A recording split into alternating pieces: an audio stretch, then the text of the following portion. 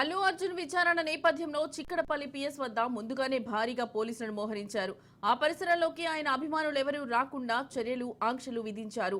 పోలీసులు నోటీసులు జారీ చేసిన నేపథ్యంలో విచారణకు రావడంపై అల్లు అర్జున్ తన లీగల్ టీంతో చర్చించినట్లు సమాచారం. పోలీసులు అడిగే ప్రశ్నలకు ఎలా సమాధానం చెప్పాలనే అంశంపై బన్నీ తన లీగల్ టీం ద్వారా తెలుసుకున్నారు. తొక్కిసలాట ఘటనపై ఇప్పటికే పోలీసులు 10 నిమిషాల వీడియో విడుదల చేశారు. దాని ఆధారంగా అల్లు అర్జున్ ను పోలీసులు విచారించే అవకాశం ఉంది. అలాగే బన్నీ నిర్వహించిన మీడియా సమావేశంపైన కూడా ప్రశ్నించవచ్చని తెలుస్తుంది. ఇక ఇదే అంశానికి సంబంధించిన మరింత సమాచారం మా క్రైమ్ రిపోర్టర్ పవన్ లైవ్ లో అందిస్తారు. పవన్, చెప్పండి, అక్కడున్న తాజా సమాచారం ఏంటి? చిక్కడపల్లి నుంచి అందిస్తారు. ప్రజెంట్ మాత్రము ఒక ఇన్వెస్టిగేషన్ స్టేట్మెంట్ కూడా రికార్డ్ చేస్తున్నారు. ఆ రోజు ఏం జరిగింది సంధ్య థియేటర్ వద్ద అనే దానికి సంబంధించి కూడా పూర్తిగా ఎవిడెన్స్ అన్ని కూడా ముందు పెట్టి విచారణ కొనసాగిస్తున్న పరిస్థితులు చూస్తున్నాము. లోపల ఇన్వెస్టిగేషన్ యొక్క ప్రాసెస్ సంబంధించి కూడా ఇంకా ఉంది. పూర్తిగా వీడియో రికార్డింగ్ కూడా ఇప్పటికే దీనికి సంబంధించి అన్ని కూడా తీసుకున్నారు. అన్ని వీడియో రికార్డ్స్ కూడా తీసుకుంటున్నారు. ఒక అల్లు అర్జున్ ఎలాంటి సమాధానాలు చెప్తున్నారు, అయితే దీనికి సంబంధించి కూడా వీడియో రికార్డ్ చేస్తే అవి పూర్తిగా ఎవిడెన్స్ ద్వారా ఉండిపోతుంది అనేది మాత్రము ప్రధానంగా దీనికి సంబంధించి మనకు తెలుస్తున్న పరిస్థితి కూడా చూస్తున్నాము. అయితే ఇన్వెస్టిగేషన్ ప్రాసెస్ సంబంధించి ముగుస్తూ ఇక్కడికి లీగల్ టీం కూడా ఇక్కడికి చేరుకుంది. అల్లు అర్జున్ సంబంధించిన అశోక్ రెడ్డి అడ్వకేట్ కూడా ఇక్కడ చేరుతున్నారు. అంతేకాకుండా అల్లు అర్జున్ తో పాటు తండ్రి అరవింద్ తో పాటు మరోవైపు మామ చంద్రశేఖర్ రెడ్డి కూడా ఇక్కడికి చేరుకున్నారు. అల్లు సంబంధించిన కారులోని ముగ్గురు ఒకే కారులో వచ్చారు. అయితే ఈ నేపథ్యంలో చూస్తే మాత్రము సంధ్యా థియేటర్ వద్ద సీసీ ఫుటేజ్ అన్ని టెక్నికల్ ఎవిడెన్స్ అన్నీ కూడా అల్లు అర్జున్ ముందు పెట్టి విచారణ కొనసాగిస్తున్నారు. దాదాపు 12 నుంచి 20 క్వశ్చన్ల మధ్యలో పూర్తిగా అతన్ని ప్రశ్నిస్తున్న పరిస్థితి చూస్తున్నాము. దాదాపు 4 ఇన్స్పెక్టర్ స్థాయి అధికారులు కూడా విచారణ కొనసాగిస్తున్నారు. ఆ యొక్క విచారణ మాత్రము డీసీపీ సెంట్రల్ జోన్ డీసీపీ ఆకాంక్ష యాదవ్ నేతృత్వంలోనే ఈ యొక్క విచారణ కూడా కొనసాగుతూనే ఉంది. అయితే ఈ యొక్క విచారణ సంబంధించి అంశం మాత్రం ఎంతసేపు కొనసాగుతుంది అనేది మాత్రము తెలియాల్సిన పరిస్థితి కనిపిస్తుంది.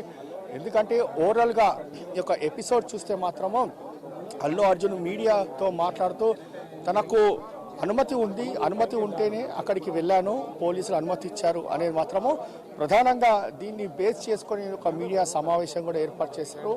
ఆ సమావేశం ఏర్పాటు చేసిన దాని తర్వాతనే పోలీసులు కూడా ఎక్కడ కూడా అనుమతి లేదు అనేది మాత్రము ప్రధానంగా దీనికి సంబంధించి పోలీసులు చెప్పినా కానీ అల్లు అర్జున్ మాత్రము దీనికి సంబంధించి తమకు అనుమతి ఉందనేది మీడియాతో మాట్లాడుతూ చెప్పిన నేపథ్యంలో ఎలాంటి ఎవిడెన్స్ ఉన్నాయి, అనుమతి ఎవరిచ్చారు, దానికి సంబంధించిన కాపీస్ ఇవ్వాలి అనేది అల్లు అర్జున్ కూడా ప్రశ్నిస్తారు.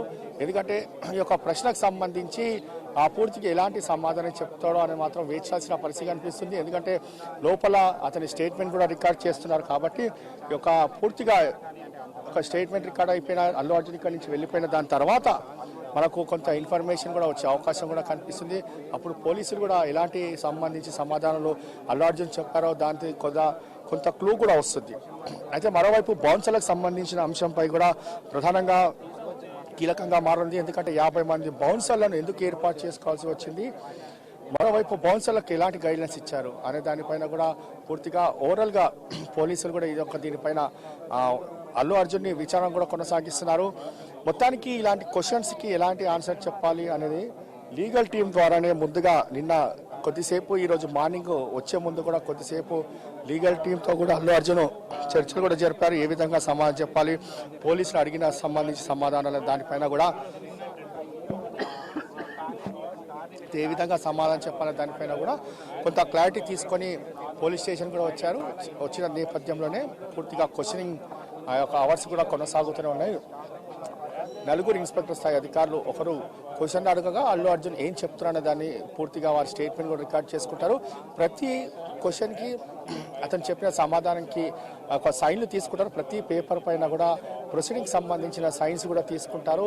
మరోవైపు వీడియో రికార్డు కూడా చేస్తారు. ఎందుకంటే ఒకవేళ తాను అలాంటి సమాధానం చెప్పలేను అనేది ఎక్కడ కూడా చెప్పకుండా ఉండేందుకు కూడా వీడియో రికార్డింగ్ చేస్తారు. కాబట్టి దీనికి సంబంధించి అన్ని అంశాలను కూడా పోలీసులు లీగల్ సంబంధించిన ఎక్స్పర్ట్ ద్వారానే లీగల్ టీమ్ని వాళ్ళు ముందుగానే ఏ విధంగా ఇన్వెస్టిగేషన్ ప్రాసెస్ కొనసాగించాలి దానిపైన కూడా వారు కొంత సమాచారం కూడా తీసుకున్న దాని తర్వాతనే నోటీసులు ఇచ్చారు. ఒకవేళ పోలీసులకు సంబంధించి అల్లు అర్జున్ విచారణకు సహకరించకపోతే మాత్రము మరోసారి విచారణకు రావాలని చెప్పి కూడా ఖచ్చితంగా ఆదేశాలు కూడా జారీ చేసే అవకాశం కూడా కనిపిస్తుంది. అయితే ఈరోజు విచారణ సంబంధించి దానిపైనే అల్లు అర్జున్ ఎలాంటి సమాధానం చెప్తారని దానిపైనే పూర్తిగా ఆధారపడి ఉంటుంది రేపటికి విచారణకు సంబంధించి. అయితే ఈరోజు పోలీసులు అడిగిన ప్రశ్నలన్నిటికీ కూడా సమాధానం చెప్తే మాత్రం ఈరోజే విచారణ ముగుస్తుంది. మరోవైపు అల్లు అర్జున్ సంబంధించిన బెయిల్ని అపోజ్ చేయడానికి కూడా పోలీసులు దీనికి సంబంధించి మరోసారి కోర్టు కూడా ఆశ్రయించే అవకాశం కూడా కనిపిస్తుంది.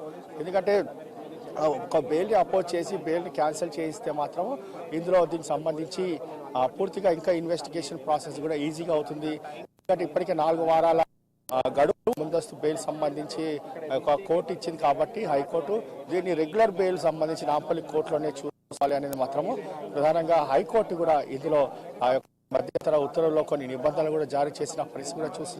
మొత్తానికి మాత్రం ఇన్వెస్టిగేషన్ సంబంధించిన ప్రాసెస్ కొనసాగుతుంది.